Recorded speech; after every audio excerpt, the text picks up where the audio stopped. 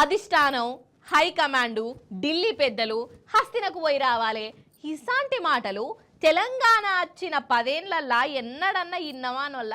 అప్పట్ల Telangana రాకమునుపు షెయి party అధికారంలో ఉన్నప్పుడు ఇసాంటి బాగినవడేటి అంటే ముఖ్యమంత్రులు ఢిల్లీతో పట్టేటోళ్ళు. ఇక మన బీఆర్ఎస్ పాలనల హైకమాండ్ అంటే తెలంగాణనే, అధిష్టానం అంటే తెలంగాణ జనమే, పెద్దలంటే పబ్లికే. ఇట్లుండేది. కానీ 15 నెలల సంధి మళ్ళా కథంతా తిర్రమర్రైపోయింది వల్ల అంటే ఢిల్లీ అంటే ఢిల్లీ. ఇగో ఇప్పుడేమో 40వ ఇక మన సీఎం సారు ఢిల్లీతో పట్టిండమ్మో. మరి ఈసారన్నా మనకేమన్నా ఫాయిదా అవుతుందా? ఎందుకు పోయిండు, ఏమిటికి పోయిండు? ఏదోల్లా ఓమలు కరుచుకున్నట్టు చేసేసి వద్దాము రాని రిజర్బ్నా.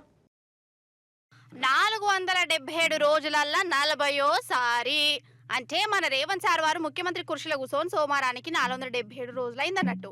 40వ ఢిల్లీ మనం ఎక్కిండన్నట్టు. మరి ఢిల్లీలో అంతగానే ఉన్నది, 40 సార్లు పోవాల్సిన అవసరం ఏమొచ్చింది? ఆడవాళ్ళకన్నా ఏమన్నా అయిందా? ఇవన్నీ నన్ను అడగద్దు.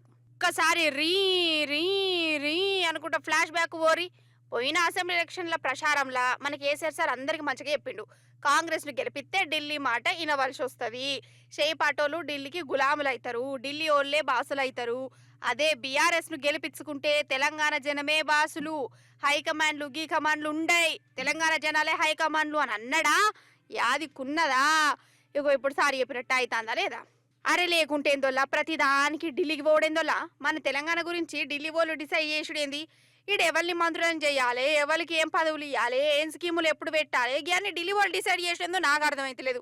అసలు రేవంత్ సారు ఢిల్లీకి ముఖ్యమంత్రా లేకుంటే తెలంగాణకు ముఖ్యమంత్రా? ఎక్కే విమానం దిగే విమానం ఇదే కథ అవుతుంది. మరి గన్నిమట్ల ఢిల్లీకి పోయి మన తెలంగాణకి ఏమైనా తెచ్చేది ఉన్నదా అంటే అది లేదు. అక్కడ షేపాటి పెద్దోళ్ళు తన మీటింగ్ అట, వాళ్ళతో మీటింగ్ పెడితే మనకు వచ్చేది ఏమున్నది? వాళ్ళు ఏమి ఇస్తారు మనకు? అంటే ఇక్కడ రేవంత్ సార్ పాలన చేసినా నిర్ణయాలు మాత్రం ఢిల్లీ అన్నట్టే కదా, పేరుకు మాత్రమే ముఖ్యమంత్రి, వేతనం అంతా ఢిల్లీ. ఇట్లనే అనిపిస్తుందా లేదా? నాకైతే గట్లనే గుర్తుంది. ఏందో ఏమో పట్టు. ఇక రేవంత్ సార్ ఢిల్లీ బాట చూసి ఎవరి పాలైందిరో తెలంగాణ అని ఊర్లల్లో వాడుకుంటుర్రు.